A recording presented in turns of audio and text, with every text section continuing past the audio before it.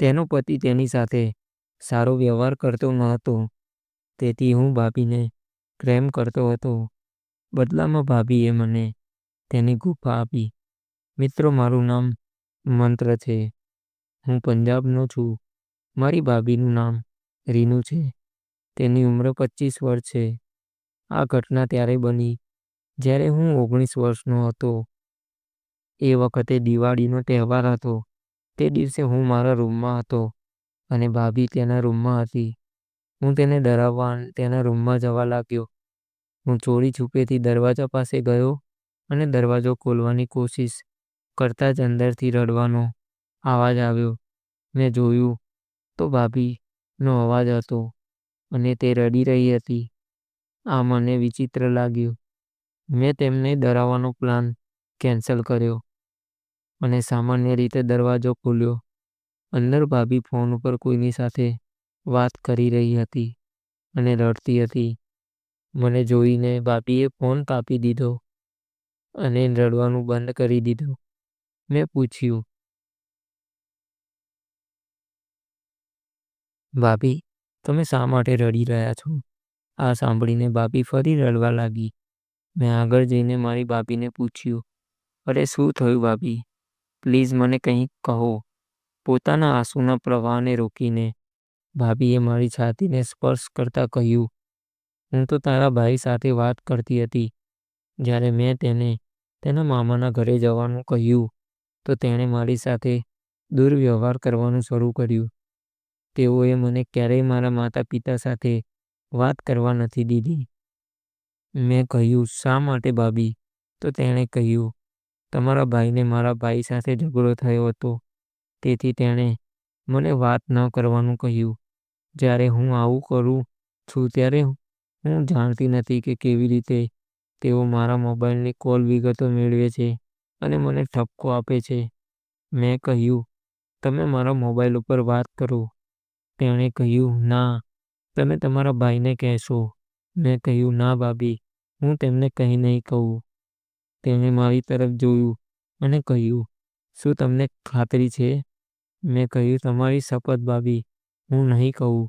આ સાંભળીને તે ખુશ થઈ ગઈ અને મને ફરી ગળે લગાવી. આ વખતે મેં પણ તેને જોરથી ગળે લગાડી.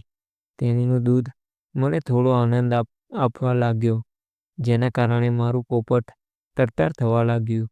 આ વાત સમજ્યાની થોડી વાર પછી ભાભીએ અચાનક મને છોડી દીધો અને સોરી કહ્યું. મેં કહ્યું, કોઈ વાંધો નહીં ભાભી, આ ખુશીથી થાય છે. પછી મેં તેને મારો મોબાઈલ આપ્યો અને કહ્યું, હવે તમે પહેલાં વાત કરો. હું બહાર જાઉં છું.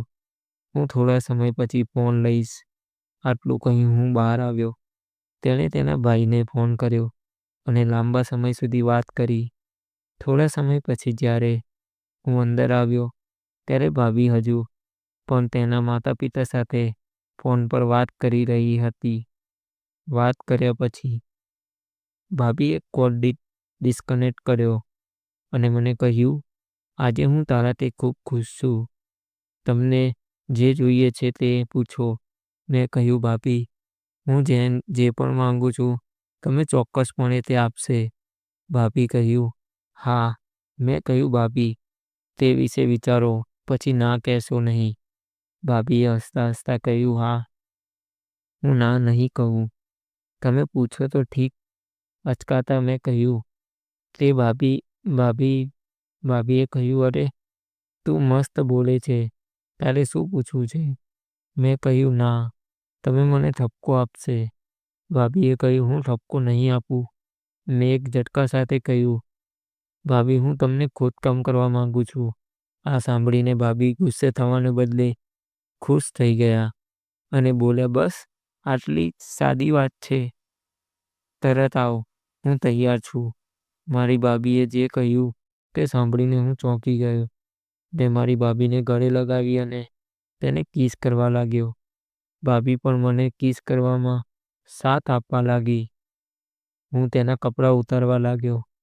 પહેલાં મેં ભાભીની સાડીનો પલ્લું કાઢ્યો. પછી તેણે પોતે જ પોતાના હાથ વડે તેની કમર પરથી સાડી ખેંચી મેં એક હાથ વડે એની સાડી હટાવવાનું શરૂ કર્યું અને બીજા હાથ વડે તેના સંતરાને દબાવવા લાગ્યો. ભાભીના સંતરા ખૂબ જ કડક હતા. મને બ્લાઉઝ ઉપર જ દૂધ દબાવવાની મજા આવી રહી હતી. અત્યાર સુધીમાં સાડી ઉતરી ગઈ હતી અને ભાભીએ તેના બ્લાઉઝના બટનો ખોલવા માંડ્યા. મેં મારો હાથ તેના બ્લાઉઝની અંદર નાખ્યો. પછી જ્યારે બ્લાઉઝ ઉતર્યો ત્યારે ભાભીએ તેના પેટીકોટની દોરી ઢીલી કરી દીધી. તેનો પેટીકોટ ઝડપથી નીચે સરકી ગયો. મેં ભાભીને પહેલીવાર બ્રા પેન્ટીમાં જોયા. એકવાર મેં તેણીને મારાથી દૂર ખસેડી અને એક નજર રાખી. ભાભી શરમાઈ ગઈ અને તરત જ મને ગળે લગાવી. પછી મેં મારો હાથ તેની પીઠ પર લીધો અને બ્રાનું હૂક ખોલ્યું અને તેના સ્તનોની માલિશ કરવા લાગ્યો. ભાભીએ કહ્યું, "પી લો, આ કેરીઓ સ્વાદિષ્ટ છે." મેં કહ્યું, "હા ભાભી, તમારી કેરીઓ રસદાર છે. હું મદદ કરી શકતો નથી પણ તેને ચૂસી શકું છું. પણ પહેલાં હું આખી છાલ કાઢી નાખીશ અને પછી શાંતિથી કેરીનો રસ ચૂસીશ." આટલું કહીને મેં મારી આંગળીઓ ભાભીની પેન્ટીની કિનારીઓમાં ફસાવી દીધી અને તેમને ગરદપ નીચે સરકાવી લીધી. એ વખતે ભાભીની જીભ મારા મોંમાં હતી, જેનો હું આનંદથી ચૂસી રહ્યો હતો અને મારી ભાભી મારી છાતી પર પોતાના સંતરાઓ ઘસી રહી હતી. હવે મેં તેને સંપૂર્ણ કપડા વગર કરી દીધી હતી. ભાભીએ મારા મોં પરથી પોતાનું મોં હટાવ્યું અને મારાથી અલગ કરી દીધું. ભાભી પાછા મારી નજીક આવ્યા અને મારી કમર પરથી મારી ટી-શર્ટ પકડીને ઉંચકીને મારા માથા પરથી હટાવી દીધી. પછી ભાભીએ પેન્ટનું હૂક ખોલ્યું અને નીચે ખેંચ્યું. મેં જાતે જ મારું પેન્ટ મારા પગથી અલગ કર્યું. મારું હથિયાર સંપૂર્ણપણે તૈયાર હતું. મેં હજી અંડરવેર પહેર્યું હતું ત્યારે મારી ભાભીએ મારું સખત પોપટ સૂજી ગયેલું જોઈને હાથ વડે તેને મસળીને કહ્યું, "તે અંડરવેર ઉપર આટલું મોટું લાગે છે તો બહાર કાઢતા તે કેટલું મોટું હશે." મેં કહ્યું, "તેને બહાર કાઢો અને જુઓ." જેવી ભાભી તેના ઘૂંટણ પર બેસીને મારા આંતરવસ્ત્રો નીચે ખેંચી મારો પોપટ તેના મોં પર અથડાયો તેથી તેણે અચાનક મોં ફેરવી લીધું અને કહ્યું, "ઓહ, આટલું મોટું?" મેં કહ્યું, "કેમ? તે તારા પતિનો નાનો છે?" તેણે કહ્યું, "તે નાનો નથી, પણ તારાથી મોટો નથી. આનો સ્વાદ લો." તો તેણે કહ્યું, "ના, મેં તેને મારા મોંમાં ક્યારેય લીધું નથી." મેં કહ્યું, "અરે ભાભી, કોઈ વાંધો નહીં. માત્ર એકવાર તેને ચુંબન કરો." મેં વિચાર્યું કે તેઓ નફરત કરી શકે છે તેથી હું તેને રહેવા દઈશ. હવે મેં ભાભીને સુવડાવી અને કહ્યું, "હું તારી ગુફા ચાટી શકું છું ને?" તેમણે કહ્યું, "હાય હાય, તમે મારી ગુફા ચાટશો?" મેં કહ્યું, "હા, કેમ, શું થયું? પતિ ચાટતો નથી?" તેણે કહ્યું, "ના, તેઓ સીધા ઉપર ચડી જાય છે અને ફાયરિંગ શરૂ કરે છે." હું તેના શબ્દો પર હસી પડ્યો. મેં કહ્યું, "આ ખૂબ જ ખોટી વાત છે. અરે, શત્રુએ પહેલાં તો લડવા માટે તૈયાર રહેવું જોઈએ ને કે પછી આ રીતે ઉપર નીચે ચડીને જ યુદ્ધ જીતાય છે." ભાભીએ કહ્યું, "હું તમારા ઉતાર ચઢાવ વિશે કંઈ પણ સમજી નહીં. તમે મારું કામ ઝડપથી પૂરું કરો." તેણે કહ્યું, "ઠીક છે, ઠીક છે." તેને ઝડપથી ચાટી લો અને પછી તેને અંદર અને બહાર ખસેડો. થોડી વાર પછી ભાભી સાવ થાકી ગયા અને તેમના ગળામાંથી હળવા નિશ્વાસો નીકળી રહ્યા હતા. તેના હાથ મારા માથા પરથી ખસી ગયા હતા અને તે પલંગ પર ફેલાયેલી હતી. તે પછી મેં મારી ભાભીને કહ્યું, "ભાભી, મહેરબાની કરીને મને એકવાર ચૂસી લો." ભાભીએ કહ્યું, "હું ગમશે તો જ કરીશ." ભાભી પોપટને ખૂબ સારી રીતે ચૂસી રહી હતી. તેને પોપટ શેરડી જેવું લાગ્યું. થોડી વાર પછી મેં ભાભીના મોંમાંથી મારું હથિયાર બહાર કાઢ્યું અને ઝડપથી તેને ઘોડીમાં ફેરવી દીધું. હવે હું પાછળથી તેના ગુફામાં મારા પોપટને દાખલ કરવાનું શરૂ કર્યું. તેણે કહ્યું, "ધીમે રમો." મેં મારા પોપટને દાખલ કરવાનું શરૂ કર્યું. જ્યારે મેં પોપટની ટોચ તેની ગુફામાં દાખલ કરી ત્યારે ભાભીએ ચીસો પાડી. મેં કહ્યું, "શું થયું?" તેણે કહ્યું, "ધીમે ધીમે રેડો." મેં તમને કહ્યું નથી? મેં કહ્યું, "તો મારે તેને બહાર કાઢવું જોઈએ." તેણે કહ્યું, "ના દોસ્ત, પૂરેપૂરું રેડી દો અને હવે એક જ ઝાટકે રેડો. મેં ભાભીની કમર થોડી પાછળ ખસેડી અને એક આંચકો આપી મારું હથિયાર અંદર દાખલ કર્યું. ભાભીએ ચીસ પાડી અને તેની આંખમાંથી આંસુ આવી ગયા. મેં કહ્યું, શું થયું? તમે કેમ રડી રહ્યા છો? તેને કહ્યું, આ ખુશીના આંસુ છે. તમે જ વહાવ્યા. હું ખોદકામ શરૂ કર્યું.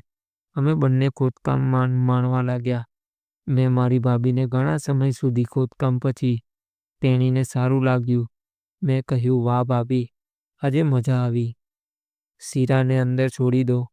મેં કહ્યું, વાહ ભાભીજી, તમે કેટલા અદ્ભુત છો. મને તેણીને રસથી ભરવામાં ખરેખર આનંદ થયો. ખોદકામ પછી અમે બંને થાકીને સૂઈ ગયા અને પ્રેમ વિશે વાત કરવા લાગ્યા.